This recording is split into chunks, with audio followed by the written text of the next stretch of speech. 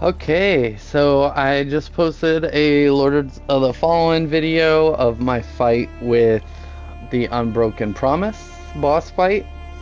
And I was asked to do a build video for it. So this is the build. Um, Now this character is my very first character. It's been through a lot of new game pluses and whatnot.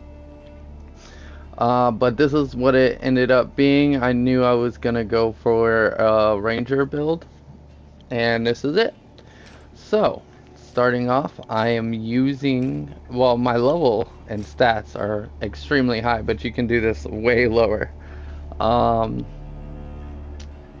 in fact, he was way lower for a long time. So, I am using two Black Feather Ranger rings and the Shrunken Skull Pendant. Fully charged range attacks deal additional damage. This one increases the damage of bows and crossbows, so you can use either or, to be honest with you. See if I can remember. So I'm also using, your melee really doesn't really matter what melee weapons you have, but the slots do. So I have increased damage for throwable, well, ranged and throwable weapons, increased physical damage, and increased dual wielding. So that is for the hands. Honestly, for the longest time, I was using the two daggers, Jeffrey daggers, because it allows you to put whatever you want in the slot. Where are they? Oh yeah. And I had all damage increase to bows on all three slots. Well, all six slots. Then come to find out that it can only go up to +3. So I switched up for harder hitting axis. I'm using the weighted arrows as like my main use most of the time. Then I have my radiance arrows and my cinder arrows for elemental damages. Let me get to my... Okay. And for my lantern eye socket slots, I have, how do I get it to where it tells me what they're called? Oh, I guess I gotta go to him. Sorry, I should have planned this video out, but this is kind of just like a sudden thing. Somebody asked me to do it, so... Oh, I never handed him the pole. Alright, so socket, Umbral Eyes. So the first one we have here is Umbral Eye of Lydia, the Numb Witch. This allows you to continuously use arrows even when you're out of ammunition or any throwable ranged options. But what it does is it takes a little bit of withered health, but you get it back as soon as the arrow hits, usually because of how much damage it does. I also have these two. They are unimportant. They can be whatever you want them to. I just have these two in here for when I'm in Umbral. I can increase my health and my health doesn't go as low. So that's those.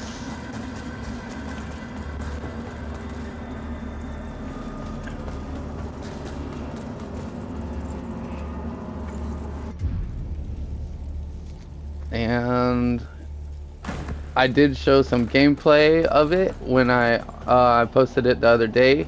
I was fighting the Unbroken Promise boss, which is not an easy boss at all. But this build did fantastic through it. So let's get some weighted arrows. You can pretty much almost one-shot any enemies with a charged arrow shot with this pendant that I have on. Now as far as bosses go, it takes a good chunk out of their health, but it does not kill them. instant. I don't even have to charge it most times. But the bigger enemies you do.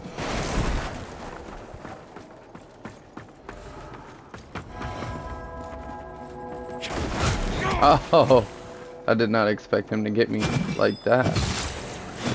So, because I added the 2 dual wielding enhancements to this as well, and physical damage. So the physical damage that I slotted in, increased damage of range. Okay, wait, no, that's not the one. Dual wielding throwables. So I do have 3 on of the increased damage. But the increased physical damage also increases the attack of my axes and the arrows, because it's just a straight physical damage increase. I was actually thinking about doing that more so. So they're +2, the arrows are +3. You can see them up there above my health bar, alongside the Umbral Eye that I'm using, because it is a buff. I can use arrows when I want. Let's waste some real quick so I can show you how much health it takes. Oh, I guess I should use...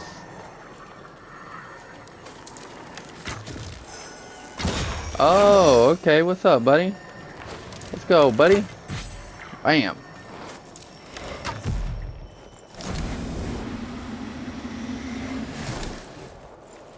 Get rid of these arrows.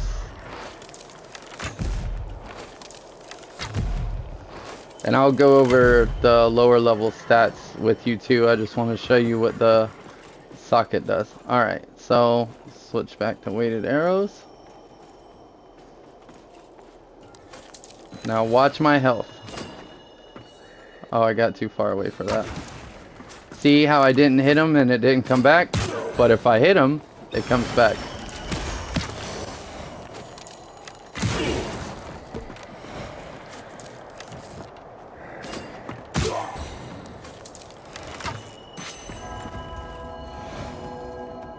Comes back almost instantly.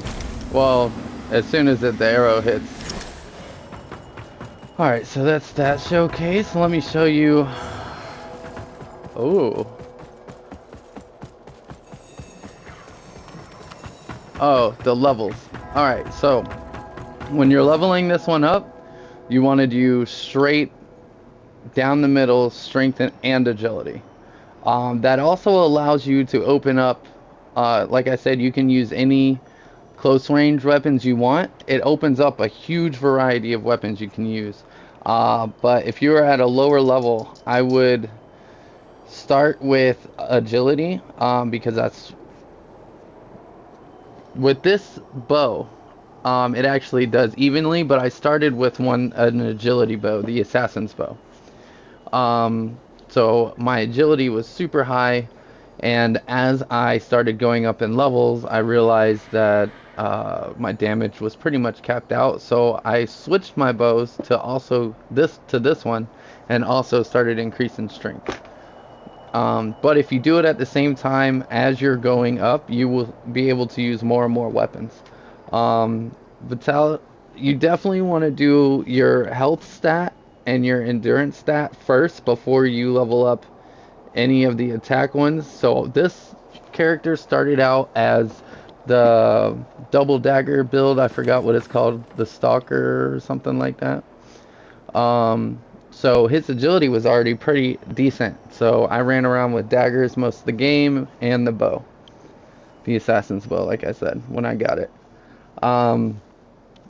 So unfortunately, I don't have any clips of where the items are, but you can find them. There are videos out there for them. These you can farm in Strife. Oh, I can't go that way now.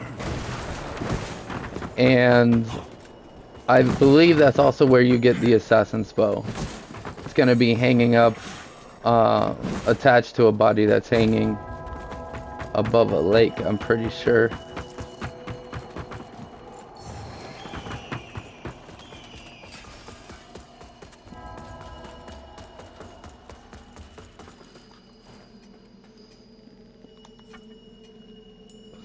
fife.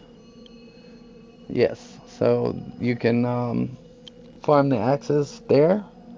There's also other weapons there as well that are really good that also go good with this build. But this is my ranger build. My all-time favorite build. I also have an Umbral powered build that is my second favorite, and that one also uses infinite Umbral thanks to a pendant. Pendant of atrophy. Regain withered health by dealing damages. Wait, a pendant? No.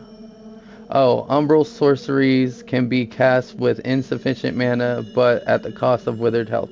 So it's the same exact thing as with the ammunition. Same exact thing. And what's really cool is after you get this build set up, you can actually go into Umbral sorceries once you have gone through the game a couple of times, you know, and it gives the game more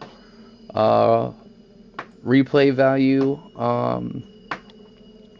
It's pretty fun to experiment with a bunch of stuff. Also, you can buy those things that help you change your stats as well, which I've used on this character multiple times. He was my Inferno build. He was a lot of different builds.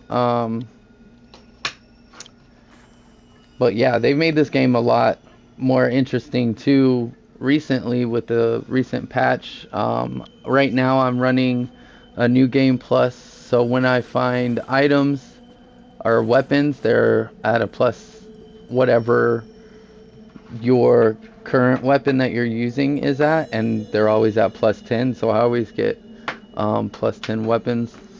I'm also using the item randomizer, so every item is random. That's pretty cool. I'm using the add more enemies